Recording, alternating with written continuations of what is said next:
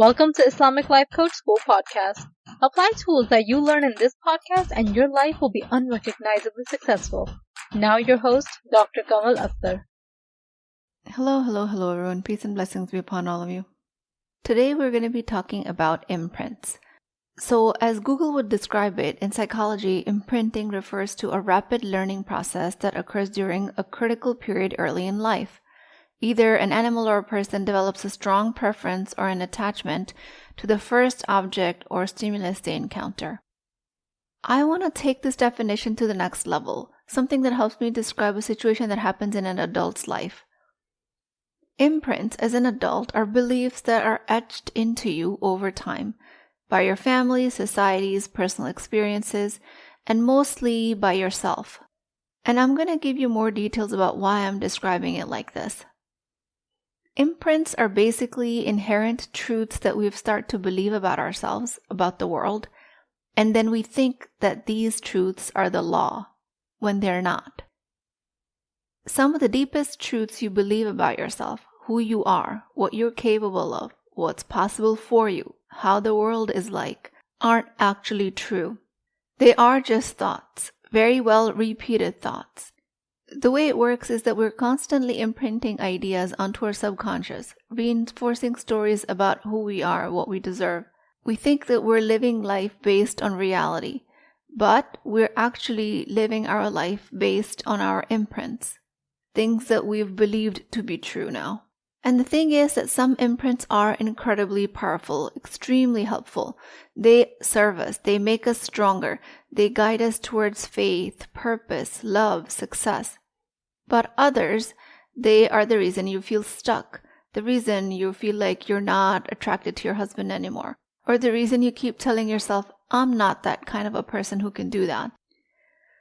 These are subconscious truths that you've hypnotized yourself into believing.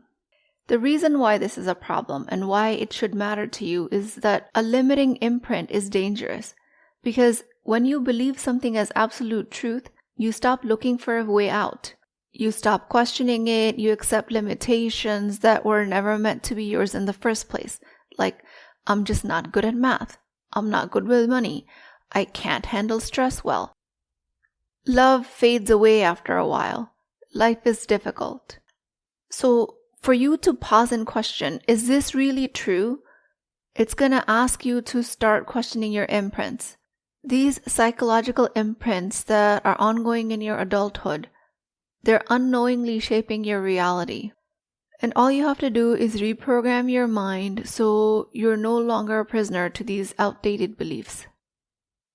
Your imprints are not reality. They're just thoughts, and thoughts can be changed. But the difference here is that imprint by definition is a thought that no longer feels like a thought. It feels like the truth. But an imprint always starts as a thought. And since the brain is a very efficient machine, subconsciously it starts to collect evidence for that thought and eventually turns it into a belief that then starts to seem like a fact. When a thought in your subconscious is repeated over and over again, it becomes an imprint. And then it starts to feel like it's hardwired, genetic, undeniable truth about you, about your preferences. This is what's shaping your further perceptions, decisions, identity. If you've been told that you're shy since your childhood, then you grow up avoiding eye contact and social settings. Not because you're inherently wired to do so, not because there's a genetic code for that, but because that identity has been imprinted onto you so deeply that it feels like an unchangeable part of who you are. If your child overhears you talking about her as shy, then in her mind she's going to automatically go into the mode of collecting evidence for that belief. And then that will be imprinted onto her. There is a role of nature versus nurture. And this is not to blame you as a mother for creating an imprint on the child. Human beings of all different ages collect sources of imprints from all different places in the world. But I'm giving this example to identify that if you are somebody, or if you have a daughter who's somebody who grew up with this imprint, and now you walk with a slumped posture and you're unable to speak up in meetings and you think you're unconfident, and because of that you lose opportunities, it is not your genetic makeup. It's been an imprint that's going on undetected for a very long time. And that's what's harming your goals. Imprints are sort of formed in a linear process. They start as simple thoughts, become reinforced through repetition, and then they solidify into a subconscious belief system. If as a child you heard money is hard to come by, and as an adult you're having a hard time earning money, that's a direct result of an imprint. A lot of cultural beliefs, especially around colonized Muslim countries, have these limited money mindsets. The most mind-blowing part of all of this is that financial struggles are created by the subconscious mind, and when it collects evidence of the imprint that money is hard to earn or money is hard to find. Do you think anybody who became wealthy that did not come from money continued to believe the thought that money is hard to come by? Of course, the answer is no. Once a belief reaches a stage of an imprint, it stops feeling optional. And you will move through the world assuming that money will always be difficult to earn, making the choices that will reinforce that struggle, never taking financial risks, undervaluing your own skill, or avoiding wealth-building opportunities. Your mind will only work to prove what you already believe to be true. And what just started as a thought will now shape your entire reality. If a thought absolutely feels true in your entire body with every fiber of your being, you're dealing with an imprint. Imprint is the natural outcome of prolonged conditioning. This is the end point of self-hypnosis that you're naturally constantly engaging in. That's why I wanted to expand the definition of imprints to include an adult's experience. Because it's not just childhood experiences that are leaving a mark. You are constantly, continuously engraving your own minds with thoughts. And every time you repeat a thought or a version of that thought, it becomes a little bit more believable to you. Meaning you're recruiting a little bit more of your brain's content and your inherent emotional response as a result of it. You're recruiting more of your mind and your body towards that thought. And now you're in a constant emotional loop that of course eventually becomes your truth, which is not the truth with a capital T, but it's a truth, your felt truth. And I've told you guys multiple times, just because it's your subjective truth does not mean it's any less important than the ultimate truth. It's just that your subjective truth is changeable if you allow it. But the ultimate truth, the big truth, is unchangeable. It always remains unchangeable. So if you think to yourself and keep telling yourself, I'm just not attracted to my husband anymore, that thought alone, over time, imprints itself as an undeniable truth. So for anybody to start working on this thought, either a coach or a therapist who comes along and says, but that's just your thought, you can just change it. Saying that is not taking into account the baggage of imprinting that you're already carrying that has to be undone. Depending how much evidence you've gathered towards this truth, that's what will determine how easily or not easily you're able to rewire it. Or if you're able to rewire it at all. But if it is the truth that's not helping you, then it's in your favor to try and rewire it. Imprinting is how we create our personal reality. You think you're responding to life as is, but really you're mostly responding to your imprints. Your preference of different cuisines, of what you find physically attractive, all of these are not inherent fixed traits. They're imprints.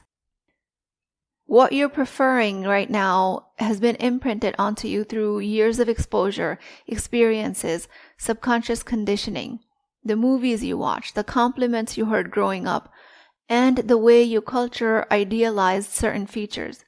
All of it shapes what you believe quote-unquote attractive is. And since your brain is wired to seek patterns, it continuously reinforces that imprint, making you believe your preferences are natural rather than learned. But attraction as a feature is fluid. It can change, expand, evolve over time. Your preference for cozy socks, warm weather over cold weather, the way you feel about travel, all of them are imprints. They're mental associations shaped by repeated experiences and emotional reinforcements. If you grew up in a home where winter meant cold feet, heavy blankets, and you feel like you're stuck indoors, you have imprinted upon you the discomfort of cold weather. But if, on the other hand, you spent childhood with winters sipping hot chocolate, playing in the snow, creating amazing memories, your imprint might tell you that cold weather is magical. This is what's now dictating what feels right and what feels wrong, what's pleasurable and what's not. And the same thing applies to love. You love your children because the deep imprinting that began before they were even born. The emotional and biological conditioning that reinforces through thousands and thousands of micro moments how you're going to love them, how you're going to shower them with your love. These are the imprints that might be aligned with your values as a parent, and they are incredibly powerful. These are the types of imprints that do not need to be rewired. They shape your reality in a way that makes your parenting life much easier. It makes it seamless, it makes it intuitive and deeply connected. But just as positive imprints exist, I've given you multiple examples of what negative imprints are. And the key to real freedom is to learn to recognize which imprints are serving you and which ones are keeping you trapped. A woman who's always busy and says, "I don't have time for myself." It's an imprint, not a fact, based on the ideas of busyness. Imprint is an outcome of repeated conditioning. When an opinion stops to feel like an opinion, it is an imprint. It starts to feel like a fact of life. Like that's just how things are. I'm bad at public speaking. So if you were to write this down and put it in a formula, an imprint is a thought plus emotion plus repetition. That equals a deep subconscious belief. And enough of these beliefs towards the same idea equals an imprint. Now, I've been using these two terms interchangeably, deep subconscious beliefs and imprints. But I think imprint is a nice, concise way of describing what I'm talking about. Because if you tell yourself enough times that I love sunny days over rainy days, your brain would gather enough data to create that reality where you will feel more happy on sunny days. And you'll find yourself to be more energetic, more social, more powerful, more productive, more of anything that fits your idea of loving a sunny day. And this for you might be a very well-serving imprint. So you get to keep it. But if you tell yourself, I'm not confident enough times, your brain will believe it, and your body will respond with anxiety and hesitation and gather evidence of the like every time there is a situation that calls for you to have even slight bit of confidence. The biggest problems in your life are related to your negative imprints, not life itself. Some other examples of damaging imprints might be, I'm just not in love anymore when it comes to your marriage, versus, I've imprinted a belief that I've fallen out of love, which at least gives you a choice of starting to create love for your spouse again. About money, the damaging imprint might be, I just don't know how to manage money, versus, I've absorbed the conditioning that money is confusing and overwhelming. The latter gives you a choice of trying to create a change if you wanted to. For the sake of this podcast and the work related to it, ask yourself, what's something you believe about yourself that feels 100% true? And then ask yourself, did you always believe this? What if that wasn't the truth, but just an imprint? And if you go to enough therapy, think about your past enough, you might be able to trace back exactly where your imprint originated. When in your childhood, either a very specific date or an incident, or a general time period where you might have adopted the initial thought of this imprint. But recognizing where it originated is not as important as working on rewiring it now. The origin of a deep-seated core belief like that is important, especially when it comes to trauma. But you can do a lot with rewiring it without going to the past. One of my imprints that caused a lot of damage in my life and I didn't even recognize it until much later in my coaching journey, had to do with me understanding complicated issues and creating outcomes. Something that I always believed about myself deeply was that I create complicated outcomes. And I highly valued creating these complicated outcomes because I believed everyone needed them. And I held that belief with pride. I thought it was a very good talent to have. Until I stepped into a life where I wanted to adopt multiple roles, where I wanted to perform at a high level in each of those roles. And whenever I continued to create complicated solutions for these complicated problems, the work in my life continued to pile up. And it built up so much that the amount of work was exponentially higher than the amount of time I had. I could not keep up with all of the roles that I wanted to perform. As a mother, as a wife, as a coach, physician, volunteer, as a Muslimah, and currently as an author. Alhamdulillah, I am in the middle of writing a book, and you guys will soon find out about it, inshallah. But my imprint, that was it's hard to create solutions without complications, my imprint that it's hard to create simplicity out of complexity, was not serving me. Not only my imprint told me that I can create highly complex solutions, it told me that I can only get there in complicated ways. What that meant was if I was just to host a party, then I would overplan it, overorder food, overdecorate, overcook, overdo with all of the activities. And that's what I would end up calling myself having a high level of functioning. And of course, if I traced it back, it goes back to my childhood. High level of functioning required complexity, and it required for everything to be perfect. Fast forward to now, that took a toll on my psyche, on my mental and emotional well-being. So my imprint was that a complicated person could not think simply. And since my inner landscape was complicated with hyperactivity of thoughts and subsequent complex emotional world, then I was not supposed to be the person who could live with simplicity. I could not create a simple solution in my life. And this is an imprint that I broke.